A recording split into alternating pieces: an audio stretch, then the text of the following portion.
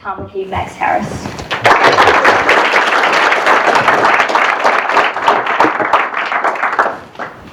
Tēnā koe Caden, tēnā tātou katoa. Tuatahi ki ngā mana whenua o tēnei rohi tainui, te Waiohua, Ngāti Whātua o Rakei, Ngāi ki Tāmaki, Ngāti Pāwa, ngā mana whenua katoa, tēnā koutou. Tuarua ki a koutou katoa, he mihi aroha, ko Max Harris talking oa, he Pākehā hau, he tangata tiriti ahau. I want to acknowledge Caden, who has stepped in just this afternoon when Michael Garvey fell unwell and has done an amazing job to be our MC tonight. Can we give Caden a round of applause? And I also want to acknowledge Anura Fernando, who I think might not have made it yet, but it was actually Anura's idea to have an event here and to do a longer talk where I might introduce myself and we might have a conversation as a community. As part of acknowledging mana whenua, I want to acknowledge the history of this place and the long and often progressive history of this electorate. So this is the electorate of much interaction and intermingling between iwi, including Tainui, Ngāti Whātua and Ngāti Pāwa. And after the signing of Te Tiriti o Waitangi in 1840 and the establishment of settlement in this area, in 1860 Te Tiriti o Waitangi was reaffirmed down the road at Kohimarama in a gathering of over 200 Māori rangatira or chiefs. And as many of you will know, in 1879 Māori reconvened that conference at Ōrākei, also in this electorate, to ensure that Te Tiriti o Waitangi was honoured. The first ever state house in Auckland was built here, of course, in Coates Ave. And of course the Michael Joseph Savage Memorial lies not far from here on Bastion Point, Takaparafo. I went to the Michael Joseph Savage Memorial with Caden and a few younger members of the campaign a few months ago. And it's one of my favourite places in this electorate. As part of the broader memorial grounds, as many of you will know, there's a large reflective pool in the Michael Joseph Savage Memorial. And as well as trying to encourage tranquility, I like to think that that pool is inviting us to look at ourselves and to ask, who are we? How are we doing? And what do we want to become? And those are some of the questions that I want to take up tonight, grounded in Tāmaki. I want to explain who I am, where I come from, a little bit about the campaign that we've brought together, and then I want to draw together three themes that I've heard across the electorate working really hard over the last 3 months with an amazing team, including Caden. And Tāmaki's priorities, in my view, flow from what we have heard, and three themes in particular. Number one, anxiety. Number two, community. And number three, pride. We need to keep community together, provide security in a time of anxiety, and hold on to, not destroy, what we are proud of. I also want to return to one other point as I go through what I say initially tonight. I'm a big fan of public transport, and I came here tonight on the Tāmaki link. And if you'll forgive me a slightly cheesy remark, kia ora, Ray. Right. I want to talk about why we need a Tāmaki link across the electorate. A link that can connect together the different parts of the electorate that risk occupying different worlds. And I want to talk about a link to Wellington and how I think I can bring skills to ensure I'm the Tāmaki link across this electorate and to Wellington. Today, as political nerds will know, is exactly 4 months until the election. And it's a chance to elect a new candidate in this electorate, with Brooke Van Velden resigning.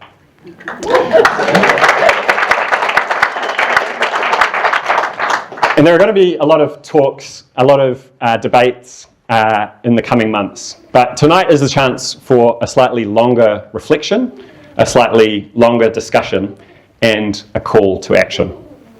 So let me begin with a little bit about who I am, and then I'll come to the campaign and those three themes. I was born in London to a British dad and a Pākehā mum, and my mum grew up in Wanganui.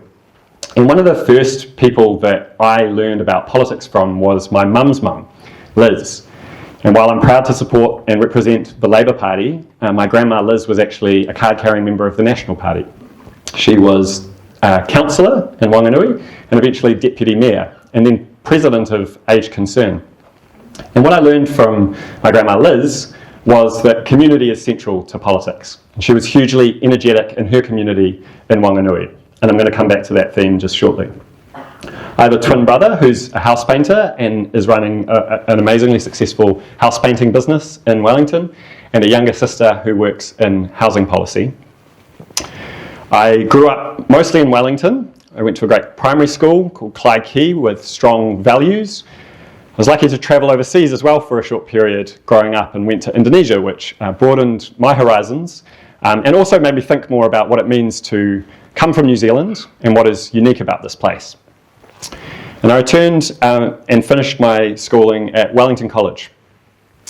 And I think, inspired by my grandma and others around me, including my mum, who's a nurse, I tried to get involved in community. I worked for the Samaritans, the listening service, and remember some quite hard conversations. As a 16, 17-year-old, you have to stay up through the night once a week when you work for Samaritans, and you work another shift, and that was an early insight into different kinds of struggles across the community. I also looked after an autistic boy who was the son of my parents' friend, and that began a long-standing interest and commitment to disability issues. I came up to Auckland to study, and since then this has been my home. And I began a long-standing connection to Tāmaki when I was at university, and in particular in the Tāmaki tutoring project, which involved tutoring students from Tāmaki College, Sacred Heart, and Glendowie. I don't want to call anyone out, but that I think is our youngest member of our campaign team, Afi, who has even come Tāmaki. I finished my law degree and history and politics degree, and then was really fortunate to work for Chief Justice Elias, Dame Sian Elias, for a couple of years, and supporting her with decision making and speech writing. And she was someone very committed to justice in this country, and someone that wanted to doubt orthodoxies, someone who was a real intellectual leader, and someone who I'm lucky to still be in touch with. I got a Rhodes Scholarship to study overseas at Oxford, and had a wonderful time, again broadening my mind and my horizons, but something important happened in the UK that I think is connected to why I'm standing. And that was, I was getting ready to come home and had a flight booked to come home, and then I fainted, and I rushed to the hospital and found out that I had a quite serious heart problem and an underlying health condition that I didn't know about at that time. So I'd always known that I had some unusual bodily features. Maybe I was slightly gangly, slightly flat feet, big ears, but I never thought they added up to a condition. And I found out when I was 26 that I had this condition, and I ended up having to have open heart surgery. I also read some incorrect information at the time, and I really underscore that this was incorrect, but when I found out that I had this health condition, I looked up online, and it said people with this health condition have a life expectancy of 26.1 years, and I was 26. Luckily, as I was told later, that is very out of date, and people with this condition live long lives. And I was told I had a mild version of this condition, and that I shouldn't be too worried if I could get through the surgery. And I got through the surgery. But I guess that made me think a lot about life being short. And even though I've been fortunate to be well, I think it made me not want to waste life and to focus on doing what matters. And while I was waiting for the surgery, I actually tried my hand at a very unusual exam in Oxford, the All Souls Prize Fellowship exam. It's a 12-hour exam where you do 6 hours of general questions and 6 hours of specialist questions. One of the questions was discuss death, which I was thinking a lot about at the time. And I was lucky to get this fellowship. So I ended up staying longer than expected and worked in particular with that fellowship on a book on New Zealand politics. And that book was called The New Zealand Project, and it was about values in politics, how values had, at the time that I was writing this, dropped out of our politics, and how we needed a reassertion of values, in particular values of care, community, and creativity. And I even talked about love in our politics. And I still believe in those values, and came home, and since then have wanted to work to try to realise those values. And I've done legal work as a barrister. I'm trying to work on the side of causes and people that I care about, whether that's workers or prisoners, or the disabled community, or women in a pay equity claim. And then I've also worked on community campaigns with Action Station, in particular campaigns on dental and welfare. I've done legal work significantly through this electorate, in Ōrākei and Glen Innes in particular, representing clients and continuing to deepen relationships across the electorate. One final point about that legal work is it's not just important to me that that is values-driven work, it's also important that we win for people who are struggling. And I'm proud to say that we have won really important cases for people, that we've won 3 out of 3 of the cases we've done in the Supreme Court for people who've been treated unfairly, who've faced abuse of power. And now I want to win for this community, and I want to advocate for the people of this community. So let me talk about the campaign that we have run so far. I was asked whether I'd put myself forward, and we ran a really energetic campaign even in selection, which was contested and competitive. And when we were fortunate to win that selection, an incredible campaign team together, many of whom are here tonight. And I don't want to name everyone, but there's a range of experiences in that campaign team, from people who work for the nurses organisation, self-employed contractors, political consultants who've worked on 3 continents, small business owners, organisers with Te Ohu, founders of the Make It 16 campaign to lower the voting age. That's actually Caden and Sanat, just to shout them out and give them their props, and some very young and promising political talents who I think are our political future, as well as a former member of the local board and an ex-Black Cat. So there's a range of skills there, a range of skills I don't have. And one of the first things we did was set up an office in Glen Innes. And some of you will have been to that office, and that's at 45 Mayfair Place. It's next to a renowned fish and chip shop, Marsich, depending on how you pronounce it. They're actually our landlords, and they've been really supportive. And what's been great about that office is people walk in off the street and they're excited. Someone said this might be the first time there's been an office in the Glen Innes town centre since Matiurata. Someone else was enthused that there was someone that could respond to problems, and we've been trying to support people with applications for visas, with addressing evictions, with supporting people in the rental market and writing letters and doing what we can to connect people up. We're not far away from Te Oro, an arts centre. We're not far away from the Citizens Advice Bureau with a food bank, Tāmaki budgeting service, and a range of really vibrant shops. But this is a campaign about the whole electorate, and we've started there, but we're working across the electorate to listen and to build relationships and to deepen the relationships that already exist. And one point I really wanted to underscore here is our focus on face-to-face politics and reclaiming the importance of face-to-face politics. We've been door knocking every weekend, and I believe deeply in the power of door knocking to hear real experiences. So for example, we heard about someone who, because of the fuel crisis, is having to not just travel from East Auckland to South Auckland as a care worker every day, but because of the fuel crisis has talked about not getting any top-ups and feeling the pinch increasingly during the cost of living crisis. There's stories like that that allow us to join the dots on what is happening with our fuel and the cost of living and how people are living. So door knocking allows us to hear those stories. It also allows us to hear people expressing ideas sometimes more powerfully than I can express ideas as a politician. And so some of the things you'll hear me say tonight are from what people have said on the doors. And we've also tried to focus on face-to-face politics in the events we've done. So we had an event in Glen Innes called Making Our Social Services Work for Us, with Councillor Josephine Bartley, who I've known for several years and who is an amazing advocate, as well as 2 local advocates who've worked on disability and housing. And there are real highlights throughout all of this work, but in particular, seeing school kids outside the office excited about the campaign, bumping into people on Tāmaki Drive who've seen our hoardings, meeting school principals and asking them about their priorities, going to schools, across the city, including outside of the electorate. Last week I was invited to go to King's College. I was told from the students there that they had parents in the electorate and they wanted to hear from me. These are great opportunities, and they're a chance to hear what's being said, and not just to hear those words, but to make sense of the underlying feelings and the underlying trends. And that's what I want to come to now. What are we hearing? What are people seeing, saying, and feeling, and what is coming up? And I want to draw together 3 themes. First of all, as I said, anxiety. Second, community. And third, pride.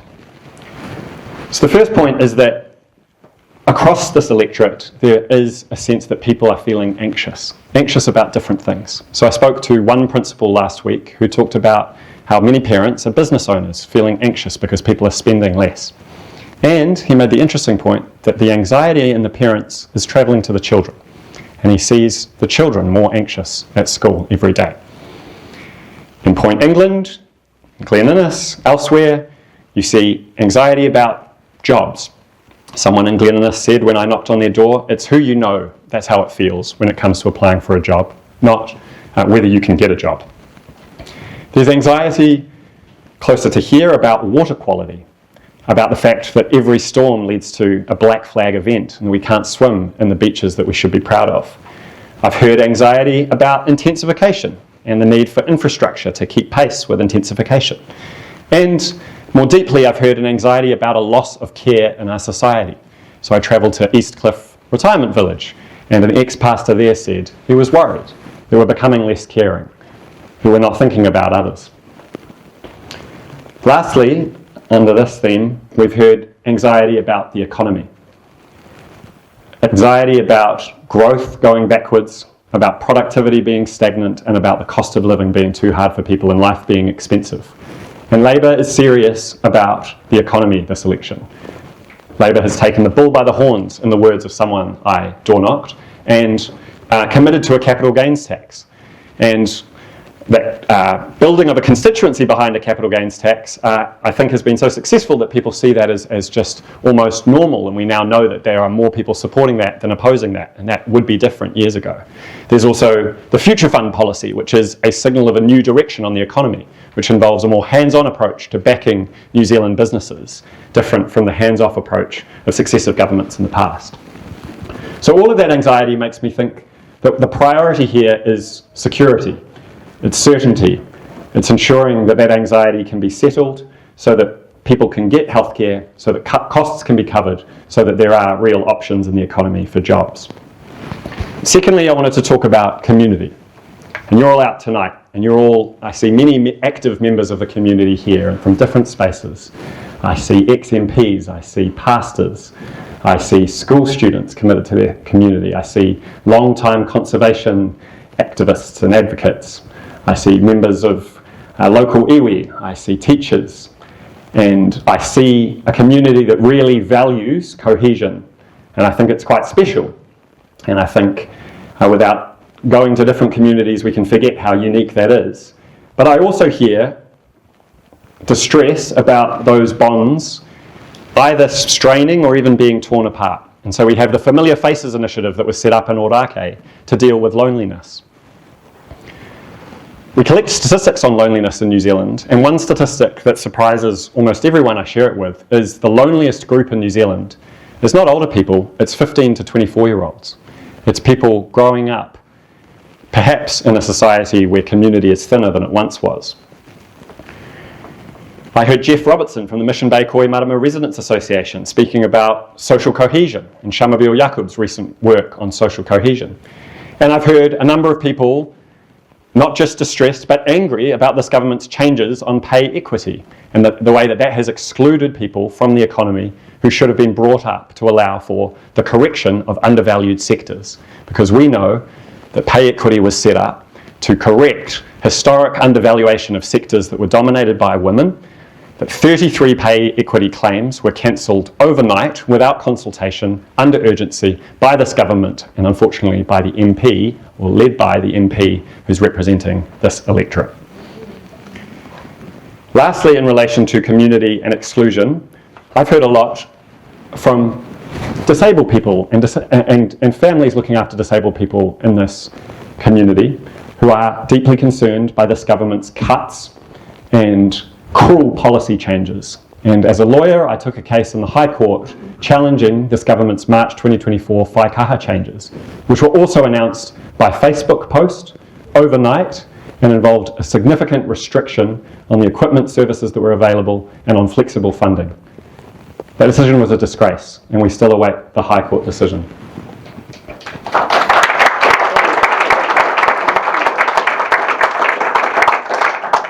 On a more positive note, the third and final theme I wanted to touch on is pride, and the feeling of pride I hear in this community about what's here. There is incredible natural beauty in this electorate. I had a friend come up from Wellington the last couple of days, and I had to have some meetings in the electorate office, or in the local office on Monday, and he went around the electorate and he sent me a photo from Point England, and he said, "Why is this place not the #1 destination in Auckland?" And that's not even mentioning St Heliers, Mission Bay, our beautiful beaches, our beautiful reserves. I talked to someone in town today referring to Dingledale and Friends of Dingledale. So there's incredible pride, and there's also pride in the services that we have and the education system in this electorate. So I spoke to another primary school principal who actually self-identified as conservative, but he said he was worried this government was talking down the very good work that has been done in our education system that we should be proud of. My worry here is that this government is dismantling things that we should all be proud of in this country, regardless of political stripe. Some of you might have heard about the Conservation Amendment Bill. Now, this bill initially allowed the government to sell off or dispose of significant parcels of our conservation estate, and then after some really strong shows of support from the public and an exercise of people power, that was removed from the legislation, but the Conservation Amendment Bill is still being pushed through with a purpose clause that would fundamentally make conservation and the Department of Conservation about economic development rather than the protection of the environment. And I don't think that's right. I don't think that's principled, and I don't think that's supported by New Zealanders across the board. We've also seen the government try to rewrite Te Tiriti o Waitangi through the Treaty Principles Bill, at a time when we know from Human Rights Commission polling that a vast majority of people in New Zealand want us to understand our history, want us to honour our founding promises, and want to uphold that treaty that allows us to be here and that gives us a sense of uniqueness as a society and as a country.